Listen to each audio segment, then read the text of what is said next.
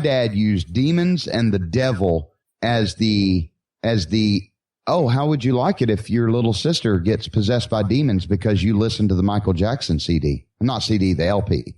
One day he found me, my friend had loaned me the Thriller LP, the big LP, and, record. And I'm playing it with my door locked. My dad knocks the door off the hinges, comes and shatters the record, busts the record player, and then goes on this rant about how I've invited Satan into our home now. And, I felt like crap. I bought it all, whole stock. And so, yes, there's damage that was done there.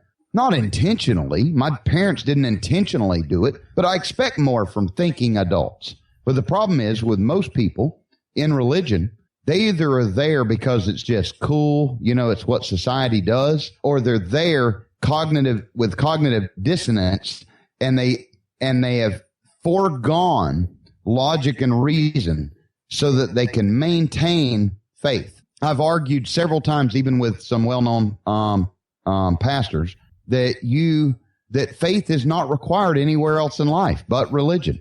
So it's a crappy thing to do. And part of me's mad at my parents. My dad's a marine biologist who doesn't believe in evolution.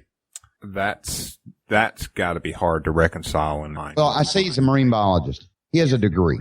Okay. But he doesn't work in marine biology. But that was his major. And then he went to work in the field, and he did work in the field for years. But he's a Rush Limbaugh Fox News guy now. And he's the typical conservative, we're ruining America Christian. Hi, this is Trav Mamone of the By Any Means podcast. Join me every week as I talk to activists, bloggers, and podcasters about the intersections between social justice and humanism. Go to www.byanymeans.com, that's by spelled B-I, to listen to the podcast and read my blog. Besides, aren't we all a little bi-curious?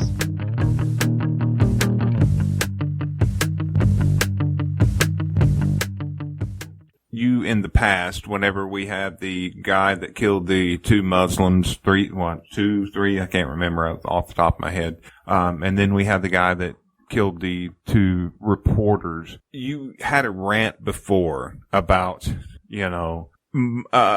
mental illness and gun control and all this other stuff, the things that we normally harp on and that, that sort of thing. And I just saw the other day that there was a Blaze article that said, what was it? That we had to have God in our corner to be able to, stop gun violence. Now, I'm going to say it's stupid. Do you have a take on it? What? About, do we need to worry about, medicating mentally ill people? Well, no, my opinion on guns is I understand that there's a deep-seated desire for whatever fucking reason on a gun, but I, at 38 years old, gave up my guns. I have no desire anymore to hunt. None. And I damn sure didn't want to ever hurt anyone with a gun. I used to be this cocky little fucking redneck. And I apologize. I forgot about the cussing thing. No, it's fine. It's fine. And a cocky redneck, and who would go around and, I'll tell you what that boy needs right there now. And I'll sit there. If my daughters come home with some idiot honks his horn, I'm going to go out there with my shotgun. I was that kind of dad. And it changed for me. Everything changed all of a sudden. And I can't even tell you how that worked, but the world became my family. I no longer saw brown people as, we need to go kill them or convert them. It's their choice. I changed. Gun control, I have a problem with the fact that 71 people die, I think is the number, 71 a day on average in America from gun violence. I have a problem with that. I see no reason for us to have guns. Now, if you have some sportsmen who want to have guns, I think it should be handled like people who want to race cars. We have a racetrack, and that's where you go, and you race your car. but you don't own guns. And people say, well, you'll never stop them from owning guns. Criminals will still find a way to get guns. Well, no, Australia's proven you wrong. Yes, they have. Australia proved that wrong. So, but I'm all for protecting the majority, even at the cost of some of the freedoms we think we were granted. I mean, why do we have amendments to the Constitution? Because we change stuff. So we don't need, they go, well, that's one of our constitutional rights. Well, yes, so was slavery, but we changed it. Yes, we did. And a point that I would like to make is I was actually in the Marines at one time. What is a Marine? A rifleman first. You know what? I would not be allowed, if I had a mental illness or I had a problem, they would not have let me touch an M4 or an M16. They wouldn't have let me have touched it, Plus, on top of that, every single year I had to go show that I knew how to safely operate an M4 and an M16. And then I had to show that I actually knew how to use the damn thing from 200, 400, and 600 yards out. That's if it's good for the Marine, why is it wrong for us to ask that of anybody else? I'm with you. I believe the access is there's too much access to guns. We don't need guns. These people that tell me that, oh no, what if that we have a right to have our guns because if we need to take over the government, right. At this point, you moron, you couldn't take over the government if you wanted to. You could gather every redneck from North Carolina all the way through Texas and Idaho and maybe South Dakota and who has a gun, and you aren't going to be able to even put a dent in the U.S. military. No, and even no way. Yeah, there's no way. I mean, you're just done for. So back when everybody had a musket, okay, yeah, you might have been able to do something. But now they got drones, satellites, they can watch you. We don't need guns. The citizen doesn't need guns. If there are people who want to hunt or they want to, they should have to go through some kind of proficiency deal, psychological evaluation, just like the military requires. And that would resolve some of it. That would resolve, well, probably most of it, but it would resolve. And people I know there'd be people listening, if you have a Christian audience at all, they're going to be, especially a conservative Christian, they're going to go, well, that ain't going to stop it. The criminal's still going to get a gun. Well, you're pretending like a gun is still at the pawn shop, and it ain't. And see, in Australia, you go try to buy a 9mm on the black market and it's $22,000. So where's Bubba, who lives in the trailer park in Alabama, who's got 3 women knocked up and he doesn't know where his next meal's coming from? Where's he going to get that gun? He ain't going to get it. Even if he did, the only time you're actually going to use a weapon in anger is whenever you're angry. And if you're angry and you're mentally stable, you're probably not going to use the weapon in the first place. I don't own a weapon, but even if I did, my wife and I just this afternoon got into an argument. You know what I didn't think of is, wow, I really need to go buy a 9mm and just kill her. No, that's just not the way that it works. I've never considered the same. I've never considered I'm going to take my gun and go kill somebody or hurt somebody. There's always other methods. Now, I can't say that I didn't want to go beat the crap out of somebody, but I never, and nowadays I don't even want to do that. I'm a full-time avid professional smoker.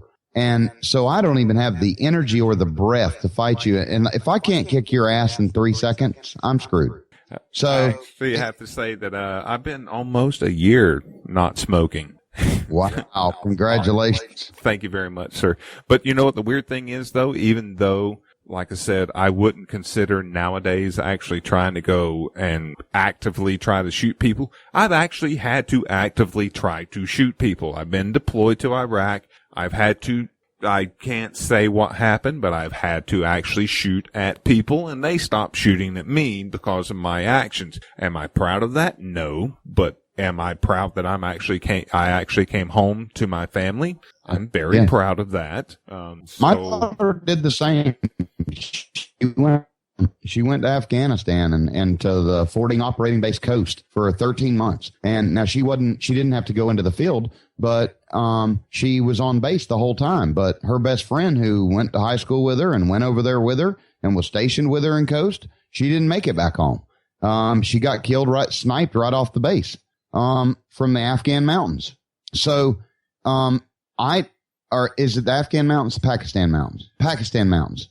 The Pakistan mountains is right there at coast. And so she was sniped 3 days before they came home. I don't know that, the whole military thing's a whole nother subject. I'm thankful to people like you who were willing to do what it took and follow the orders, even though I don't believe we should be over there. Has nothing to do or lessens the value and the commendation that y'all should receive. Now, the biggest problem I have with the military is the fact that we always have enough money to go to war, but we don't have enough money to take care of our veterans when they come home.